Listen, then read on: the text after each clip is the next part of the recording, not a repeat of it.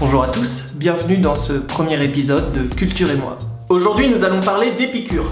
En effet j'entends de temps à autre « Oh oui elle c'est une vraie épicurienne, elle fait tout le temps la fête, elle est tout le temps dans l'excès ». On voit également dans la publicité, à la télévision, des gens se gavant de gâteaux, buvant jusqu'à plus soif, et on fait mention d'épicurisme. Mais être épicurien ce n'est pas ça. Là on a clairement affaire à une déformation, une modification du sens originel de ce que voulait nous dire Épicure, tout en omettant au passage une grosse partie du reste de sa doctrine. Tiens par exemple, je lis souvent des statuts Facebook qui disent ce qui ne me tue pas me rend plus fort. Bah ça c'est du Épicure ça on va en parler ça. On va en parler ça. Allez c'est parti, on y va.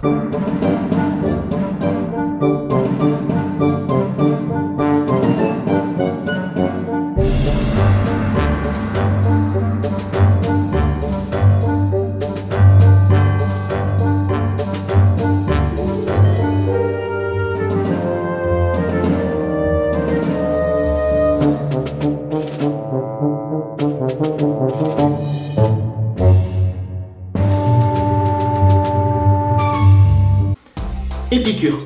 Épicure est né à Athènes en 341 avant Jésus-Christ, ou bien à Samos, en Grèce aussi. La vérité c'est qu'on ne sait pas, on n'en est pas sûr.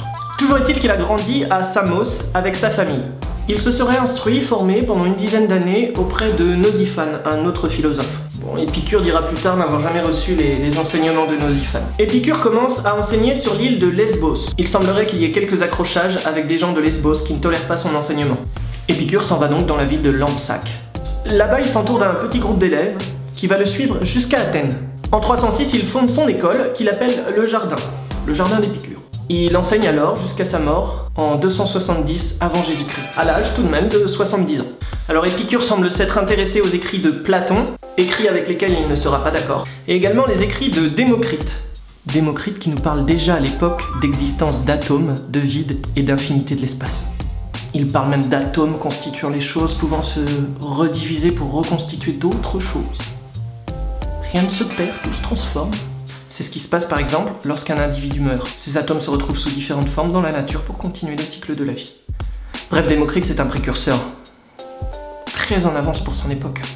Mais revenons à Épicure. En même temps d'enseigner, Épicure écrit de nombreux ouvrages, traités, et également des lettres. Ce sur quoi nous allons nous pencher aujourd'hui, c'est une petite partie de toute son œuvre, parce que son œuvre est gigantesque déjà. Le type il fait un ouvrage sur la nature par exemple, il écrit 37 bouquins, puis parce qu'il existe des personnes bien plus qualifiées pour parler de l'œuvre d'Épicure. Intéressons-nous donc aux choses pour lesquelles on le connaît principalement aujourd'hui. L'épicurisme. Qu'est-ce qu'être épicurien? C'est une bonne question. Eh bien Épicure crée le tétrapharmakos. Qu'est-ce que c'est? Cela veut dire le quadruple remède. Il se résume par le Dieu n'est pas à craindre, la mort ne donne pas de soucis, le bien est facile à obtenir, le mal est facile à supporter. Le but de ce remède, c'est de n'avoir aucun trouble de l'âme. C'est-à-dire tout simplement vivre heureux. Ouais, tout simplement. Alors ce tétrapharmakos, il est un peu léger pour résumer tout ce qu'a dit Épicure. Il a en effet été plus précis que ça. Dans une lettre qu'il adresse à l'un de ses élèves, appelé Ménécée, il nous donne davantage de détails. Alors je vais vous lire des extraits de cette lettre pour mettre en exergue 7 principes qui sont bien détaillés. Alors je prends ça, hein, Épicure, lettre à Ménécée, donc présentation et notes par Pierre-Marie Morel. Il est très bien, il est pas très épais, mais on apprend plein de choses. Épicure à Ménécée, salut. Qu'on ne remette pas la philosophie à plus tard parce qu'on est jeune, et qu'on ne se lasse pas de philosopher parce qu'on se trouve être vieux. Il n'est en effet pour personne, ni trop tôt ni trop tard, lorsqu'il s'agit d'assurer la santé de l'âme. Or, celui-ci, qui dit que le moment de philosopher n'est pas encore venu, ou que ce moment est passé, est semblable à celui qui dit, s'agissant du bonheur, que le moment n'est pas encore venu, ou qu'il est passé. Pour résumer, là, Épicure nous dit, il faut philosopher maintenant, il faut être heureux maintenant. Donc on commence tout de suite. En premier lieu, considérant que le Dieu est un vivant incorruptible et bienheureux, ne lui ajoute rien d'étranger à son incorruptibilité, ni rien d'inapproprié à sa béatitude. Car les déclarations de la foule à propos des dieux ne sont pas des préconceptions mais des suppositions fausses. Donc là, deuxième principe, les dieux sont bienheureux et incorruptibles, ça ne sert à rien de les craindre, et ça ne sert à rien d'inventer des choses sur eux, comme quoi ils vont venir nous punir parce qu'on n'est pas gentil. En gros. Ah bah c'est résumé. Hein. Accoutume-toi à considérer que la mort n'est rien pour nous, puisque tout bien et tout mal sont contenus dans la sensation. Or, la mort est une privation de sensation. Aussi parle-t-il, pour ne rien dire, celui qui dit craindre la mort, non pour la douleur qu'il éprouvera en sa présence, mais pour la douleur qu'il éprouve parce qu'elle doit arriver un jour. Ainsi, le plus effroyable des mots, la mort, n'est rien pour nous, étant donné précisément que quand nous sommes, la mort n'est pas présente, et que quand la mort est présente, alors nous ne sommes pas. Donc là, troisième principe, la mort n'est rien pour nous, il ne faut pas la craindre. Ça ne sert à rien de la craindre de son vivant, puisqu'elle n'est pas là. Ça ne sert à rien de la craindre le jour de sa mort, puisqu'on n'est plus présent. Il faut en outre établir par analogie que parmi les désirs, les uns sont naturels, les autres sans fondement, et que parmi ceux qui sont naturels, les uns sont nécessaires et les autres naturels seulement.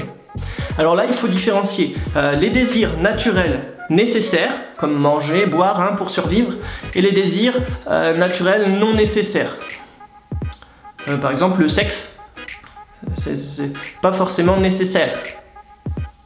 Pas pour tout le monde. Donc il faut privilégier les besoins, les désirs nécessaires, comme manger. C'est en effet quand nous souffrons de l'absence du plaisir que nous avons besoin du plaisir. Mais quand nous ne souffrons pas, nous n'avons plus besoin de plaisir.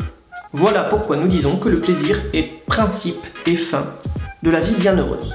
Donc là, le plaisir, c'est le but d'une vie bienheureuse. Mais attention, il précise quand même qu'il faut bien mesurer les plaisirs et les peines que votre action va engendrer. En gros, si vous voulez vous taper la copine de votre pote, essayez de penser aux peines que cela peut causer. En gros, pour le coup, le faites pas. Non, sérieux, fais pas ton fils de p***. Par ailleurs, nous considérons l'autosuffisance, elle aussi, comme un grand bien. Non pas dans l'idée de faire avec peu en toutes circonstances, mais afin que, dans le cas où nous n'avons pas beaucoup, nous nous contentions de peu. Là, c'est assez clair aussi, prenez l'autosuffisance, contentez-vous de ce que vous avez, ainsi vous ne souffrirez pas. Par exemple, moi je voudrais bien des abonnés à ma chaîne YouTube, mais j'en ai pas. C'est pas grave. Or, le principe de tout cela et le plus grand bien, c'est la prudence. C'est pourquoi la prudence est plus respectable encore que la philosophie.